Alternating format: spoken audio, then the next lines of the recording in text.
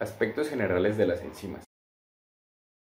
Las enzimas entran en el grupo de las macromoléculas, específicamente en el de las proteínas, ya que están constituidas por aminoácidos que constan de un átomo de carbono central unido a 4 grupos, un grupo amino básico, un grupo carboxiloácido, un átomo de hidrógeno y un grupo funcional R.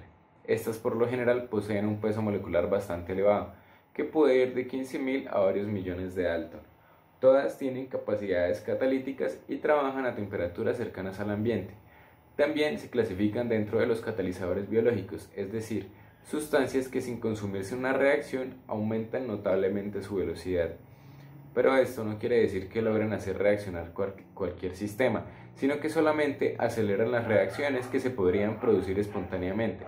También ayudan en las reacciones que normalmente requerirían condiciones extremas para ocurrir, haciendo que éstas puedan darse en condiciones más manejables. Son bastante específicas de acuerdo a la función que cumple cada una de ellas.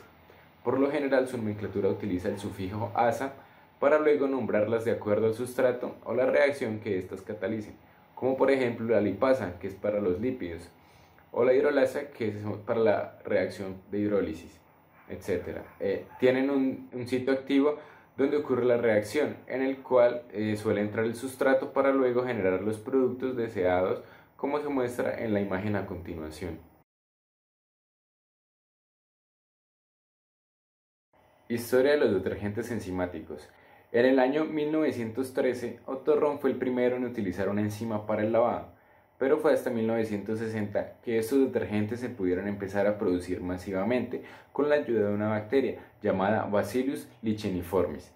Esto se debía a que lo que empezaron utilizando eran enzimas pancreáticas, o sea, proteasa tripsina, las cuales no eran muy estables y tampoco rentables al momento de formular detergentes. Entonces fue gracias a esta bacteria que se encontró la subtilisina, que sería un tipo de proteasa bacteriana. Entre las enzimas de mayor interés para la industria de los detergentes encontramos proteasas, amilasas, lipasas y celulasas. Las proteasas son una de las enzimas comerciales más importantes y sirven como componente clave en la industria de los detergentes. Se encuentran en plantas, animales y microorganismos. Sin embargo, se prefieren las proteasas de bacterias y hongos, porque tienen características deseadas para aplicaciones industriales. La función de las proteasas es hidrolizar las proteínas rompiendo las uniones peptídicas. No son eficientes en lana y seda, pero eliminan manchas de leche, huevos, soja, sangre, tomate, de transpiración, entre otros. Estas enzimas son capaces de degradar rápidamente manchas de proteínas en un medio de pH alcalino y a temperaturas de hasta 60 grados centígrados. Tienen una baja especificidad de sustrato y por eso son un reducelotodo, que degradan el pegamento proteico a aminoácidos y péptidos de cadena corta. Con ello disuelven la contaminación proteica del tejido y en realidad lavan hasta la profundidad de los poros. Se clasifican en serinaproteasas, cisteínaproteasas, proteasas asparticas y metaloproteasas según el grupo funcional presente en el sitio activo y su mecanismo catalítico. Algunos de ellos son ácidos o neutros, mientras que otros son alcalinos. Las proteasas alcalinas representan aproximadamente el 25% de la venta total mundial de enzimas. Las amilasas son generalmente alfa-amilasas, que hidrolizan uniones glicosídicas del almidón, liberando fragmentos de cadena corta solubles en agua.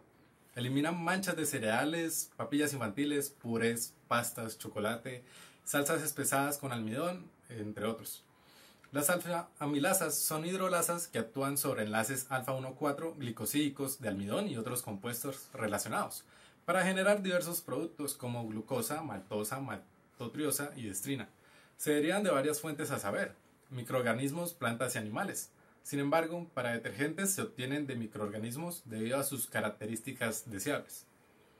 Se prefieren las amilasas activas a baja temperatura, ya que reducen el consumo de energía y todo el proceso se vuelve rentable. Las amilasas ocupan el segundo lugar entre las enzimas utilizadas en la formulación de detergentes, después de las proteasas, y constituyen aproximadamente 30% de la venta total de enzimas en el mundo. Las celulasas rompen uniones glicosídicas de la celulosa, eliminan la suciedad de la fibra de celulosa y partículas de tierra, de modo que el algodón tiene un tacto más suave y los colores parecen más vivos. Lipasas actúan como agentes de eliminación de manchas lipídicas Hidrolizan los lípidos liberando ácidos grasos que en pH alcalino forman carboxilatos solubles en agua. Tienen un efecto retardado, sacan manchas de lápiz de labios y otros cosméticos, manteca, aceite, sebo, entre otros. Beneficios. Las enzimas en detergentes poseen altos niveles de eficiencia. Al ser catalizadores, se recuperan intactos al finalizar la reacción química que promueven. Al tener como función aproximar moléculas, disminuyen la energía necesaria para formar o romper una unión química. Además de eficientes, las enzimas son específicas, como un sistema de llave y cerradura. Cada una ejerce su acción sobre el sustrato correspondiente. Las proteasas actúan sobre las proteínas, las amilasas sobre el almidón, las lipasas sobre grasas y aceites, y las celulasas sobre la celulosa. Son proteínas y su origen biológico las torna biodegradables. La acción de las lipasas durante el lavado no elimina más que el 25% de las manchas específicas, siendo su efecto principal de tipo residual. Al ser absorbidas por los lípidos, no son eliminadas totalmente en el enjuague, de modo que continúan actuando durante el secado, facilitando la remoción de la mancha en el siguiente lavado. La mayoría de los detergentes sólidos y líquidos que se fabrican actualmente contienen enzimas alcalinas. Las ventajas de usar enzimas alcalinas en la formulación del detergente son que ayudan a eliminar las manchas difíciles y el proceso es amigable con el medio ambiente, ya que reducen el uso de ingredientes tóxicos. Limitación del uso de enzimas en la producción de detergentes. El rendimiento de las enzimas en los detergentes se ve influenciado por factores como el pH, la fuerza iónica, la temperatura, el tiempo de lavado y la composición del detergente. Ahora, el principal problema de implementar enzimas en los detergentes es que deben cumplir con una serie de características, además de que deben poseer una actividad adecuada que deberá ser controlada. Esto para ser usadas apropiadamente como aditivos para los detergentes.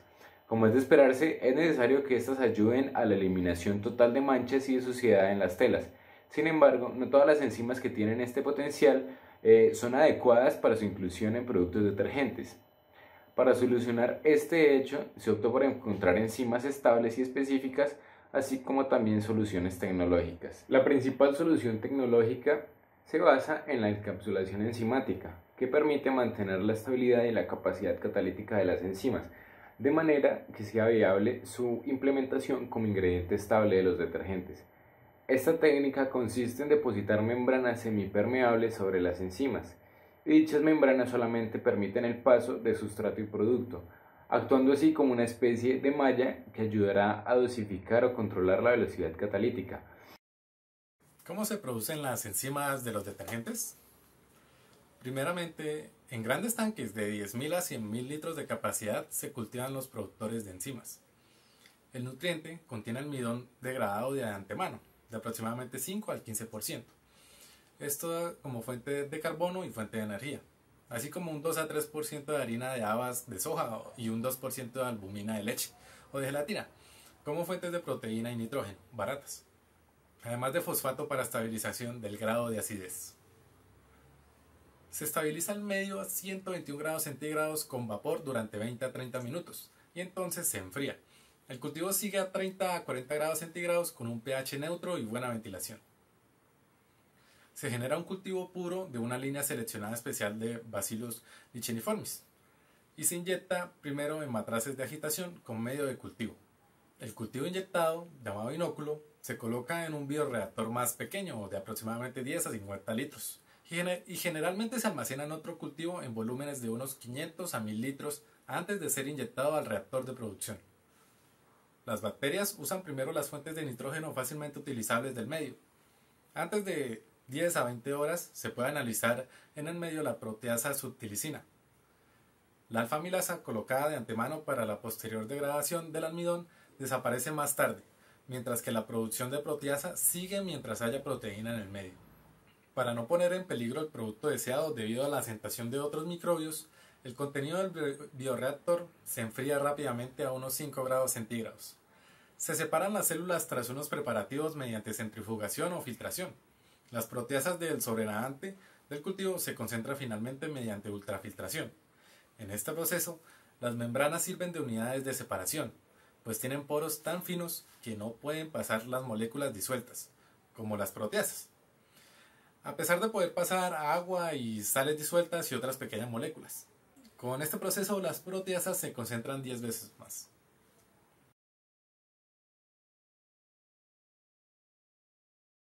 Variables del proceso. Para que una enzima trabaje adecuadamente, debe estar en un rango de temperatura y pH adecuado, los que serían su temperatura y su pH óptimo. Ahora, hablando de la aplicación de las enzimas como aditivos en detergentes, destacan las que tienen una alta actividad y estabilidad a temperaturas moderadamente altas, que pueden ir entre 20 a 60 grados Celsius aproximadamente, y también pHs alcalinos entre 9 y 12, ya que a estas condiciones suelen operar los procesos de lavado hoy en día. En cuanto a la temperatura que tenemos, se presentan efectos contrapuestos, ya que por un lado elevar la temperatura acelera la velocidad de la reacción, pero por otro las enzimas podrían experimentar una desnaturalización y pérdida de su actividad. Sin embargo, con las investigaciones que se han llevado a cabo ya se determinó la temperatura óptima a la que trabajarán estas enzimas, tal como se observa en la siguiente gráfica, donde la temperatura a la que se obtiene mayor efecto lavado está entre 50 y 60 grados Celsius, por lo que se buscó que los procesos de lavado trabajaran a estas condiciones. En cuanto al pH del medio, se puede definir la carga que tendrán las enzimas, y dicha carga sirve para estabilizar la conformación natural de la proteína. Ahora, en cuanto al pH de los detergentes, sabemos que es un medio alcalino, y también las investigaciones llevaron a que la subtilicina mencionada anteriormente actúe en estos medios sin ningún problema, lo que la hace adecuada para la formulación de los detergentes. Ya cumpliendo con estas condiciones, se puede evitar el calentamiento o la evaporación del agua de lavado y se asegura también la coexistencia con el surfactante.